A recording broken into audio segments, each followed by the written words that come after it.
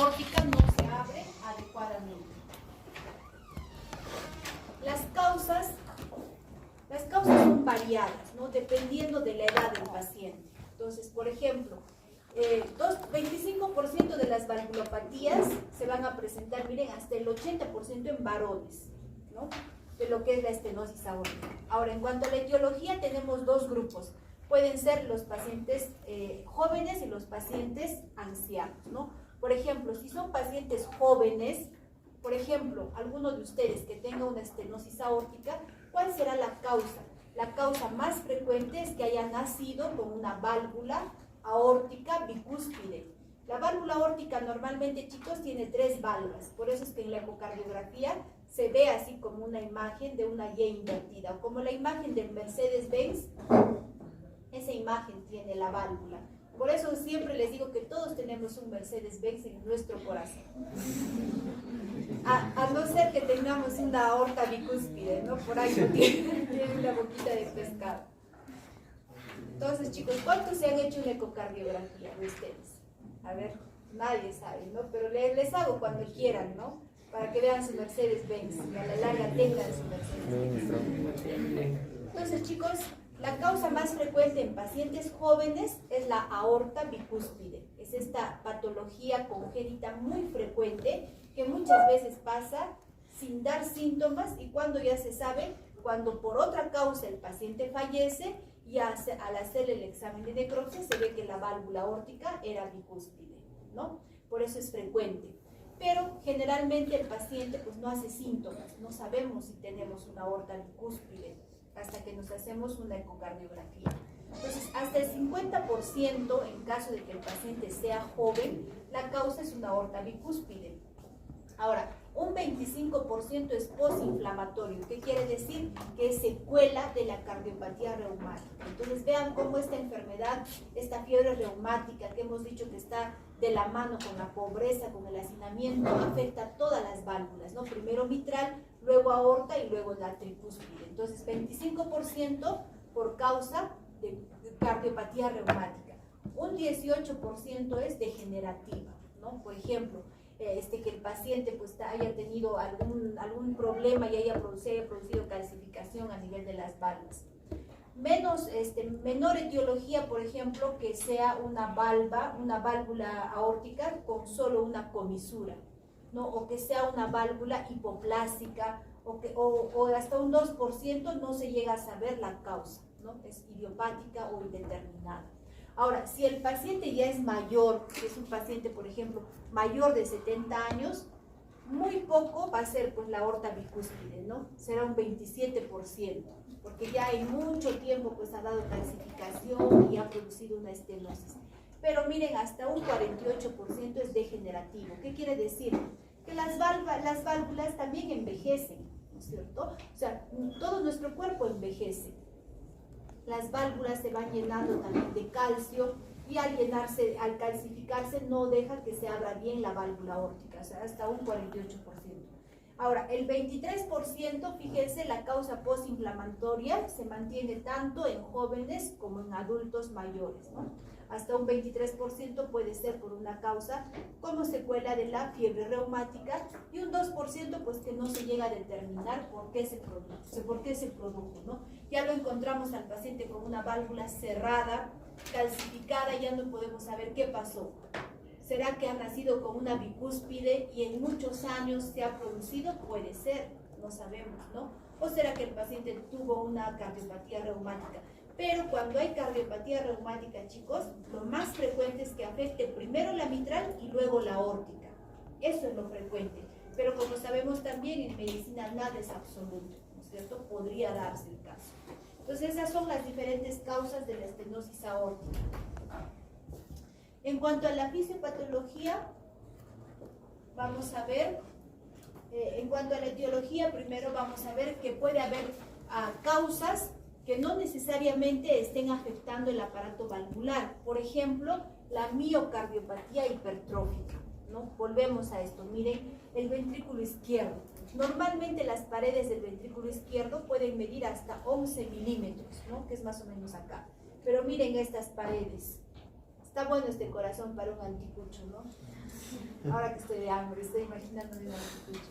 Entonces, miren las paredes engrosadas, ¿no? Esta es una imagen de una patología que generalmente tiene causa genética que nos va a producir este engrosamiento de las paredes. Entonces, al haber este engrosamiento de las paredes, hace que se cierre tanto la cavidad del ventrículo izquierdo, ¿no? Que no deja, hemos visto que la aorta sale del ventrículo izquierdo, ¿no? He dicho incluso que el tracto de salida del ventrículo izquierdo está a este nivel de la aorta.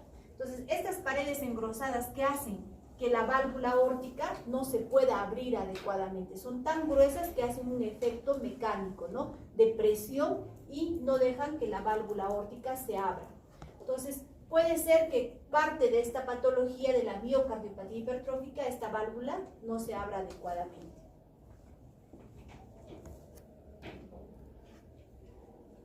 Ahora, la estenosis, ¿no? También puede ser por una membrana, ¿no? Puede ser, por ejemplo, puede estar estenosado, por ejemplo, supra, o puede ser infravalvular, ¿no? Esta es la válvula, puede haber una estenosis, miren, a este nivel supravalvular, o puede ser que haya una membrana que está tapando y nos produzca una estenosis subvalvular, ¿no? O sea, puede ser no por el tejido mismo de la válvula, sino por estas estenosis, tanto supra o infra, o esta membrana que puede estar cerrando.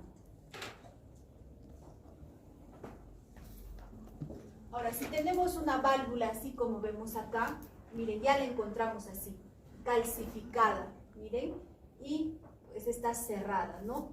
Entonces, miren, acá no hay el Mercedes-Benz, acá solamente hay una boquita de pescado, ¿no? Entonces, esta es una válvula bicúspide que se ha ido calcificando, así como una boquita de pescado.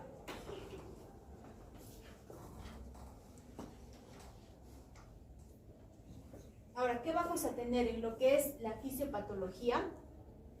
Vamos a tener una válvula aórtica que no se abre adecuadamente, ¿no? Puede ser leve, moderada o severa. Entonces, ¿qué va a pasar?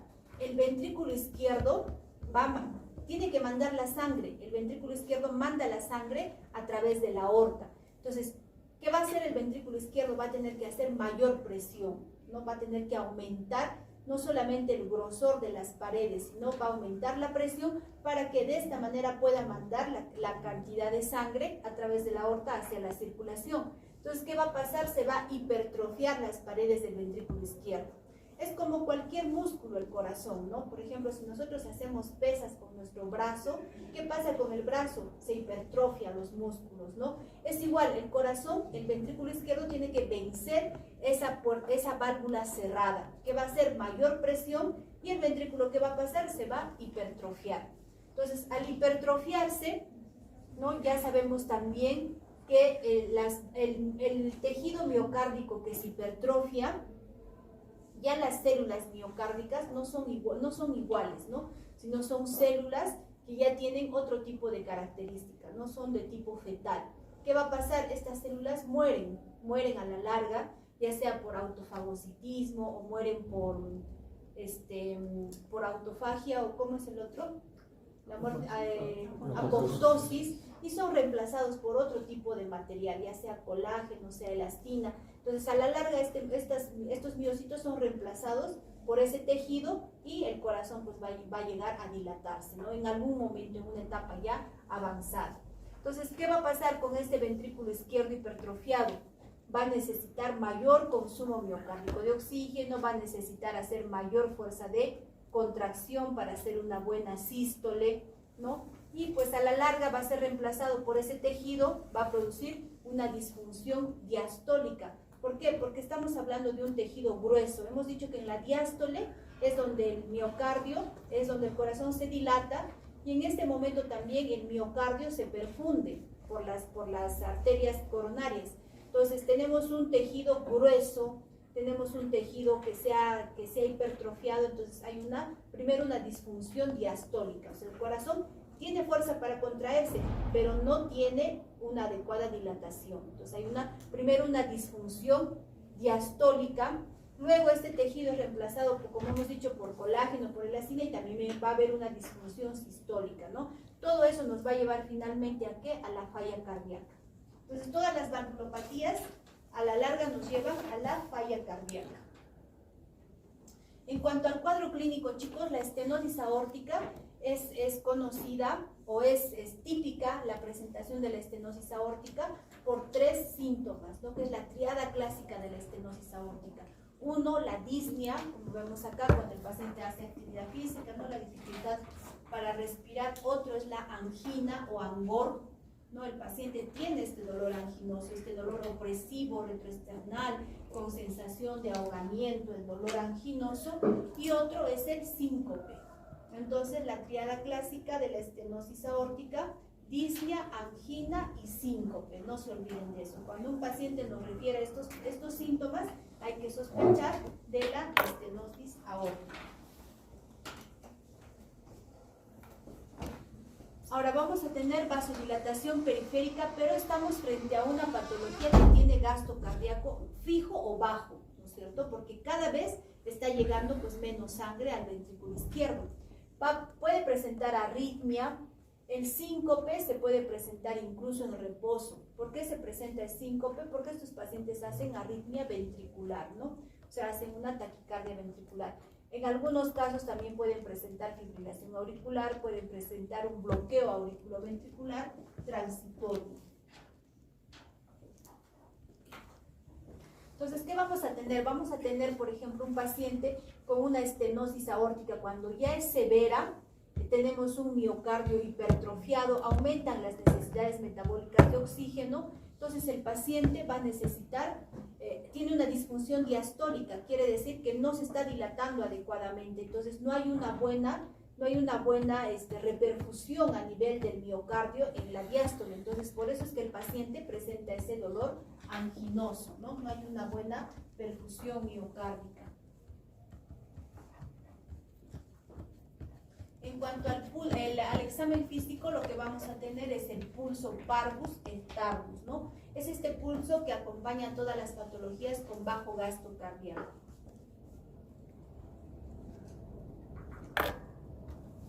Ahora estamos hablando de una patología donde decimos que el corazón se va a hipertrofiar. Entonces, ¿qué vamos a evidenciar en el electrocardiograma? Esta hipertrofia del ventrículo izquierdo. Criterios de hipertrofia del ventrículo izquierdo, para recordarles que el eje esté hacia la izquierda, un Sokolov positivo. ¿Cómo hallamos el Sokolov? Sumando, ¿no? Lo que son las R's en B5, B6 con la S en B1, B2, que es mayor a 35 milímetros, es un Sokolov positivo, ¿no? O la R alta, en este caso no hay en D1 y en ABL. Otra cosa que es criterio de hipertrofia del ventrículo izquierdo, fíjense el infradesnivel del ST, ¿no? En lo que son las derivadas que ven ventrículo izquierdo. Entonces tenemos hipertrofia del ventrículo izquierdo. En la placa radiográfica, chicos, podemos tener un corazón de tamaño normal. ¿Por qué?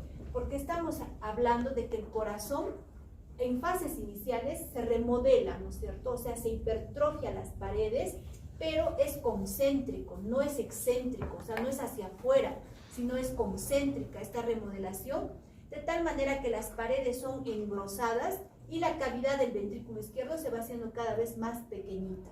Entonces, en la placa radiográfica podemos ver esto, un corazón de tamaño normal, puede estar de tamaño normal, ¿no? Lo que podemos tener, por ejemplo, es un arco aórtico prominente, ¿no?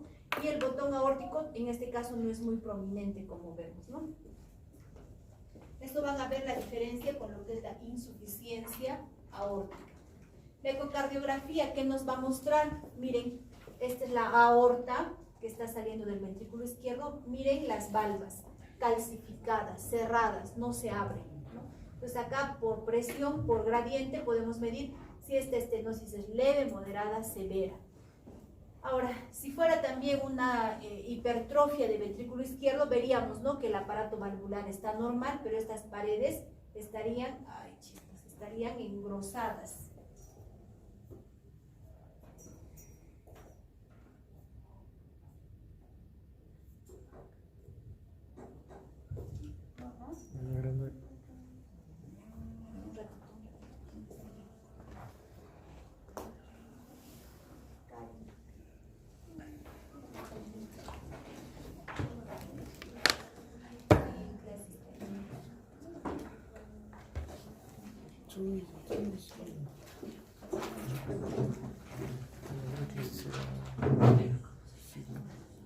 ¿Rico? ¿Quién te dijo? Y este no sé. No grabaste.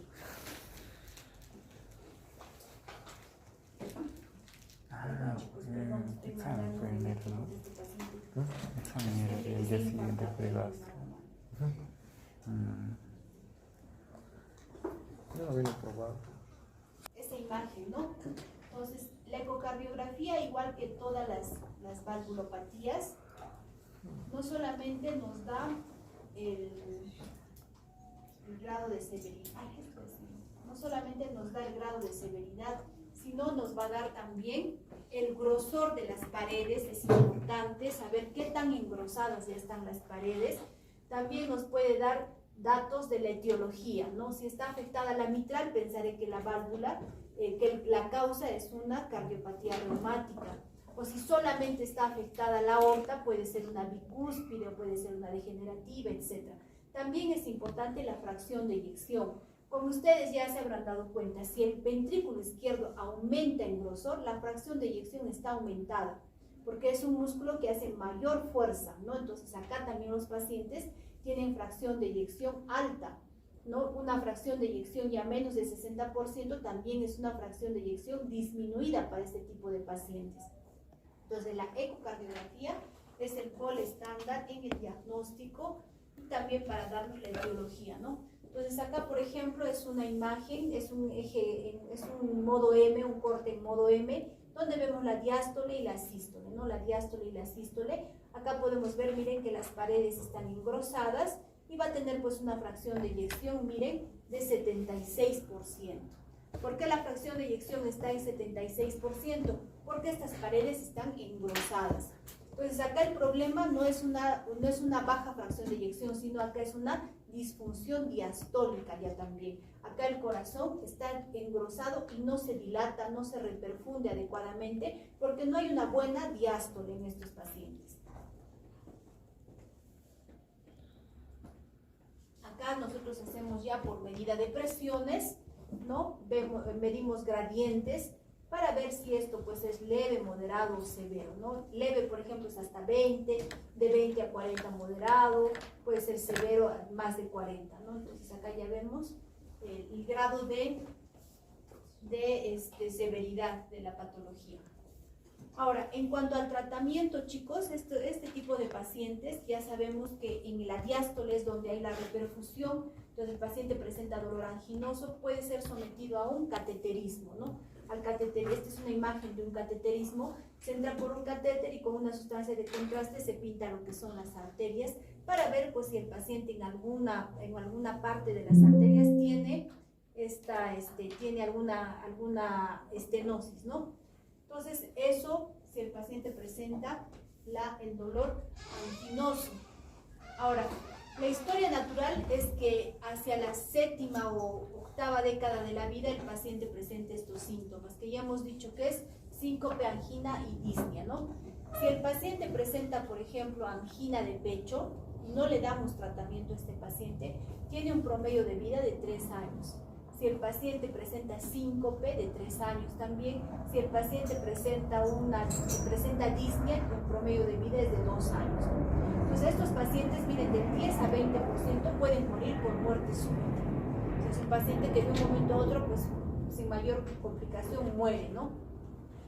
Ahora, el índice cardíaco puede crecer, ¿no? Hay que ver si está en crecimiento, hay que ver cuánto crece por año, cuánto aumenta de presión a nivel de la aurícula, del ventrículo, pero esas son medidas ya que hacemos por ecocardio. En cuanto al tratamiento,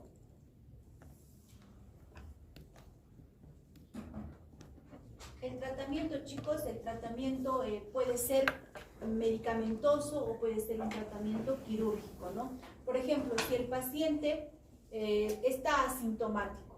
Si el paciente está asintomático, el tratamiento va a ser medicamentoso, ¿no? Se tiene que dar los beta bloqueadores, porque estamos hablando de una patología donde el ventrículo izquierdo hace mayor fuerza de contracción. Entonces disminuimos con eso, con los beta bloqueadores. En el caso de que el paciente sea además hipertenso, se puede dar los yecas, se puede dar los ARA, o sea, siempre controlar adecuadamente la presión arterial. Las estatinas también se puede usar, ¿no? Como la atorvastatina, la rosuvastatina, en el tratamiento medicamentoso. Pero si ya el paciente empieza a tener síntomas, es señal de que el paciente ya tiene una estenosis severa, ¿no? Mucho más si hacemos la medición por ecocardiografía y el paciente ya tiene este grado de severidad, el tratamiento puede ser quirúrgico, ¿no? Debe ser quirúrgico. Ahora, en cuanto al tratamiento, por ejemplo, si tenemos un paciente, como hemos visto el día de hoy, los que han rotado el día, ¿no están, creo? ¿Dónde está Tailú? ¿No ha venido Tailú? ¿Por qué? Ya, pero tú has estado, Jason.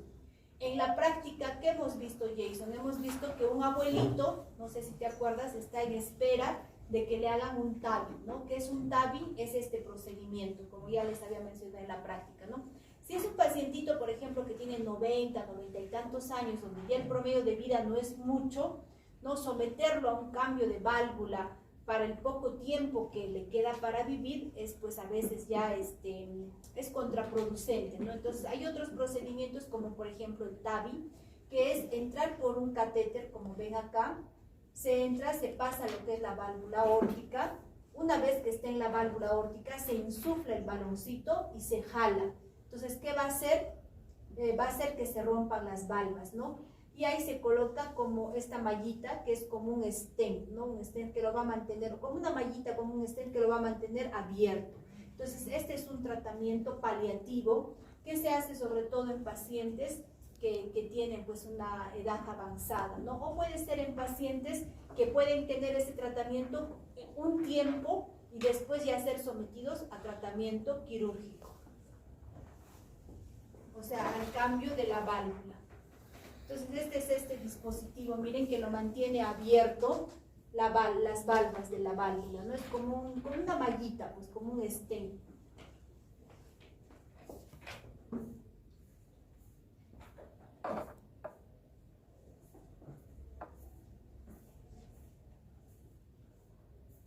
Entonces, chicos, ya si el tratamiento, si el paciente ya tiene, por ejemplo, la doble lesión, no tanto estenosis como insuficiencia, ¿qué se tiene que hacer? Un recambio de válvula, ¿no? Un recambio de válvula que puede ser biológica, que puede ser mecánica, dependiendo de las características del paciente.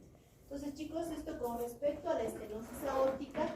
Y para terminar, vamos a ver el día de hoy lo que es la insuficiencia aórtica. Vamos a ver el examen, ¿cómo está la velocidad? Qué bárbaro.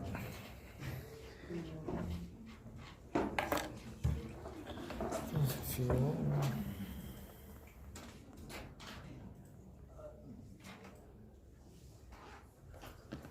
Entonces, no, vamos a hacerlo para que puedan comparar y no se les olvide las características.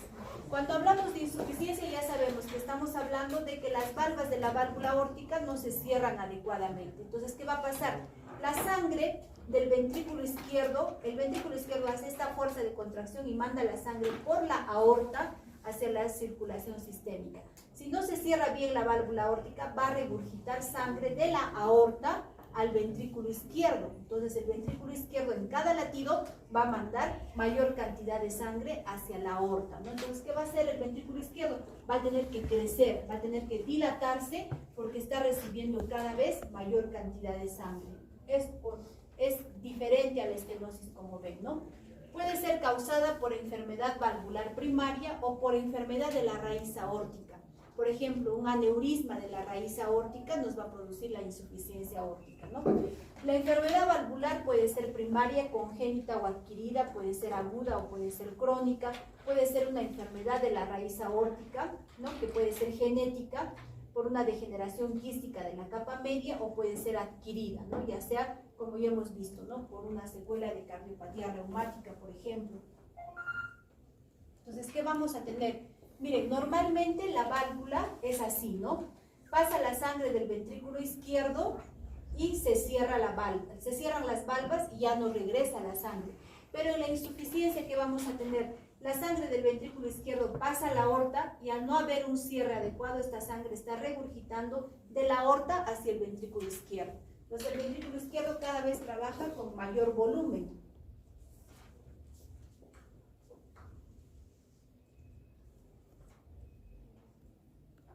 Miren, por ejemplo, esta es una enfermedad de la raíz aórtica, ¿no? Miren, la raíz aórtica está ensanchada, o sea, acá hay un aneurisma. Entonces, al haber un aneurisma, una dilatación, va a hacer que las valvas pues no se cierren adecuadamente. Es una de las causas de insuficiencia aórtica. En cuanto a la fisiopatología, ¿qué vamos a tener? Esta sangre que está regurgitando, ¿qué va a hacer? El ventrículo izquierdo tiene que aumentar de presión y aumentar de tamaño. O sea, acá el ventrículo izquierdo se dilata, ¿no? ¿Qué va a haber? Va a haber tanto una disfunción sistólica como una disfunción diastólica. Este miocardio que está hipertrofiado produce mayor consumo de oxígeno, ¿no? A la larga, ¿qué nos lleva? A que el paciente haga falla cardíaca, ¿no? Por una disfunción tanto sistólica como diastólica. Entonces, miren, en la estenosis aórtica tenemos esto, ¿no? Tenemos que el ventrículo izquierdo ha hipertrofiado sus paredes. Entonces, el tamaño del ventrículo izquierdo queda pequeño. En cambio, en la insuficiencia aórtica, el ventrículo izquierdo no solamente tiene que trabajar con mayor presión, sino con mayor volumen. Entonces, hay una hipertrofia, pero excéntrica. ¿Qué quiere decir? Que tanto se engrosan las paredes, pero también la cavidad se dilata, ¿no? Ambas ya sabemos que este miocardio es reemplazado por tejido colágeno y elastina, y finalmente ambas terminan en esto, ¿no? En una dilatación con paredes ya delgadas, con material ya tipo colágeno. Entonces, en la insuficiencia aórtica también puede ser aguda o puede ser crónica. La insuficiencia aguda, por ejemplo, por ruptura o por un traumatismo cerrado, también pues es incompatible con la vida, ¿no? Porque el ventrículo izquierdo no se ha dilatado, no se ha hipertrofiado, no puede manejar mayor volumen de pronto, entonces tiene que ser sometido a un tratamiento quirúrgico. En cambio, en la crónica, el ventrículo izquierdo hipertrofia sus paredes y también se dilata. Entonces ahí puede manejar por un tiempo este aumento de presión y de volumen. En cuanto a la historia de la enfermedad, 3/4 partes de pacientes con insuficiencia aórtica pura son varones, ¿no? Miren, más frecuente. La insuficiencia aórtica aguda, ¿qué nos va a producir? El edema agudo de pulmón, el shock cardiogénico y la muerte del paciente. La crónica va a tener una latencia prolongada, ya sabemos que los mecanismos compensatorios mantienen asintomático, puede variar entre meses, puede variar entre años, dependiendo de cada paciente. ¿Qué va a presentar el paciente? Nos va a referir palpitaciones, disnea y angina, ¿no? Miren, no, en este caso no es como la estenosis, ¿no? En la estenosis que tenemos síncope, y el síncope es pérdida súbita de la conciencia, ¿no? En caso de insuficiencia aórtica, palpitaciones, disnea y angina.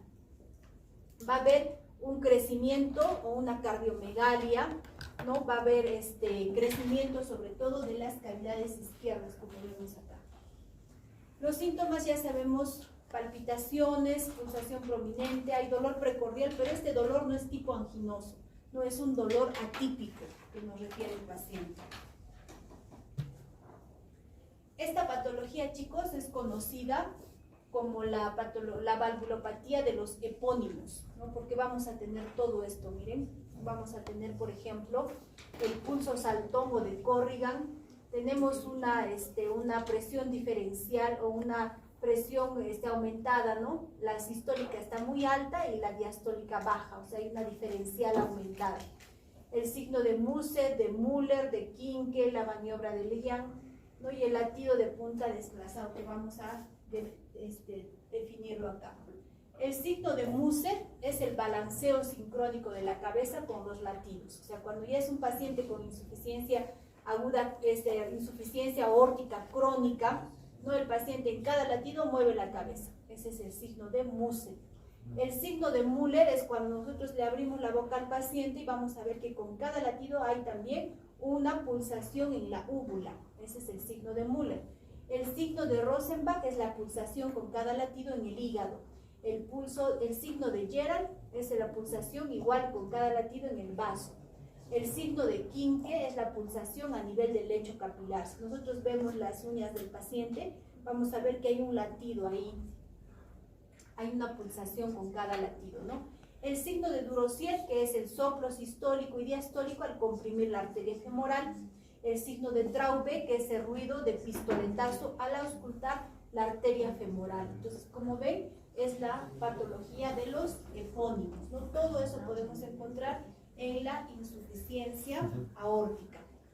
Ahora, el soplo que vamos a escuchar tenemos que pensar, ¿no? ¿Qué hace la válvula? ¿En qué momento del ciclo cardíaco se cierra la válvula aórtica? Se cierra la válvula aórtica.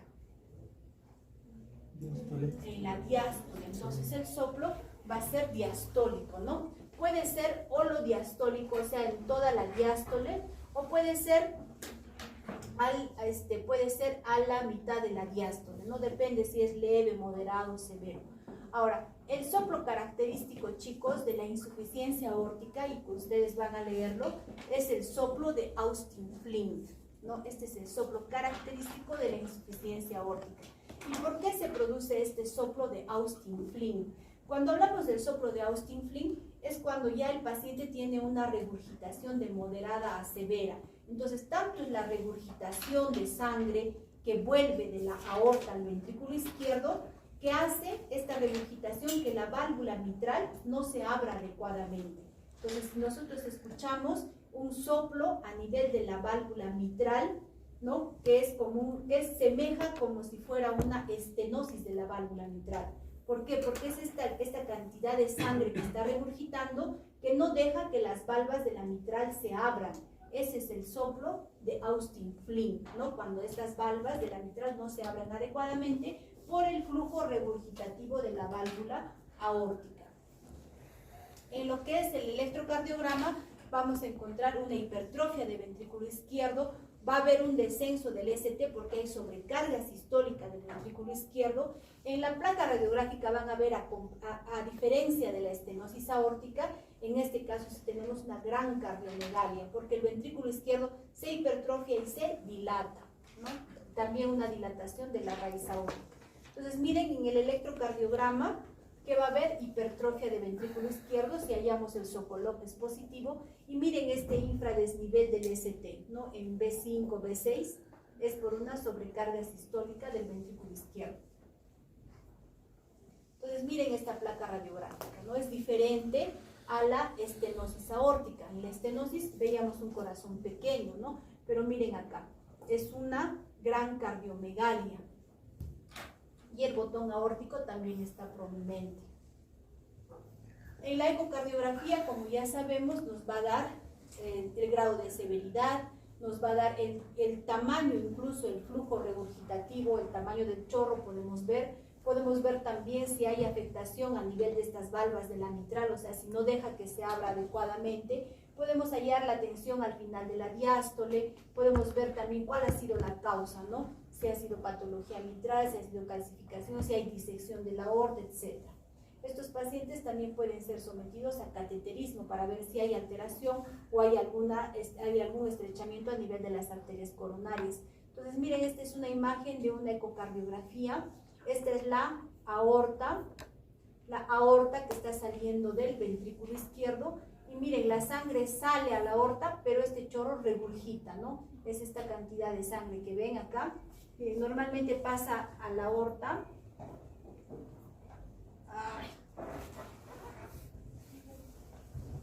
De arriba. Ya, bacán, gracias. Entonces, miren acá. ¿No? La sangre pasa del ventrículo izquierdo a la aorta, pero la sangre regurgita hacia el ventrículo izquierdo. Entonces, esas son las imágenes.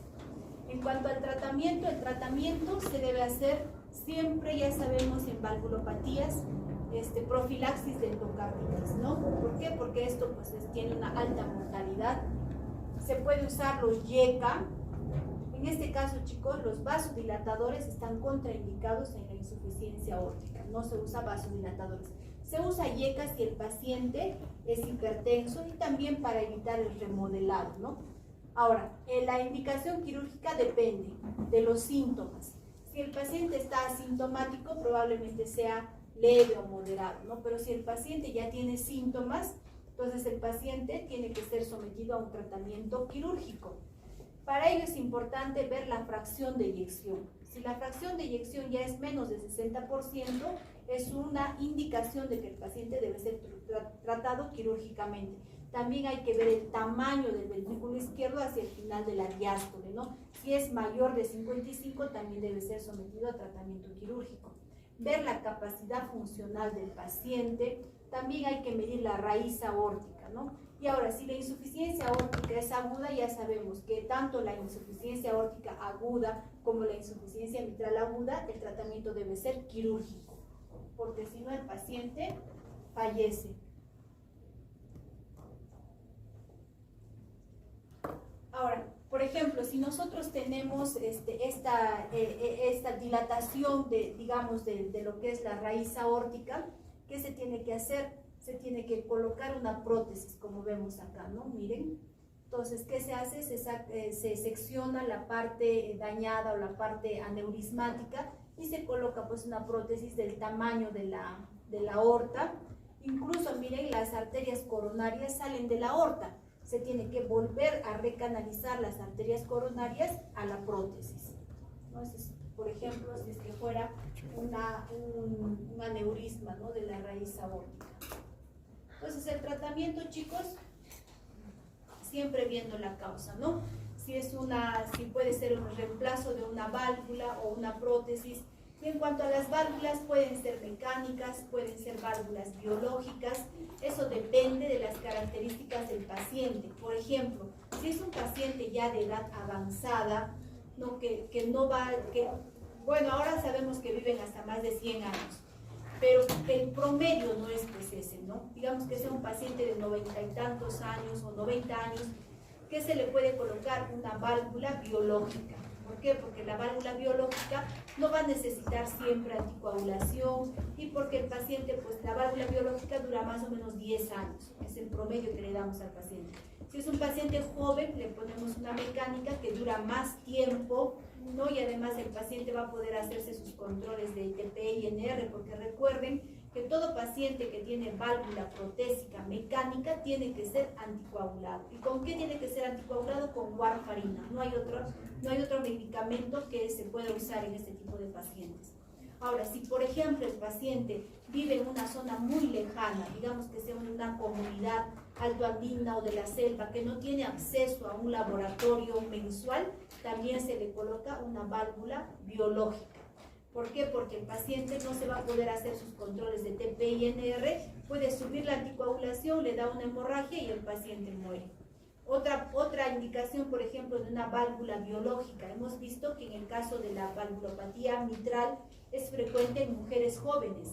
Pongámonos en el caso que tenemos una paciente mujer joven que ha tenido una fiebre reumática a los 8, a los 10 años y a los 15, 16 ya tienen valvulopatía mitral, que tiene que ser reemplazada. Entonces, son mujeres pues que quieren tener hijos, ¿no es cierto? Una mujer generalmente, no siempre, ahora no es obligatorio, es una opción, puede tener y quiere tener, digamos que sea una mujer que quiere tener hijos, entonces se le puede colocar una válvula biológica para que la paciente pues pueda embarazarse, ¿no? En cambio, si la paciente tiene una válvula mecánica, entonces no va a poder ya tener hijos, ¿no?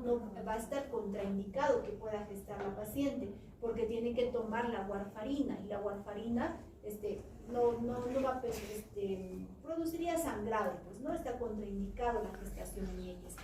Entonces, esta decisión de ponerle una válvula biológica o ponerle una válvula mecánica depende de las condiciones del paciente, de la edad, del sexo, de dónde vive, hasta del grado de cultura del paciente, ¿no? Si es un paciente, por ejemplo, que no te entiende lo que quieres manifestarle, no es disciplinado, sabes que no va a venir a sus controles, es mejor una biológica.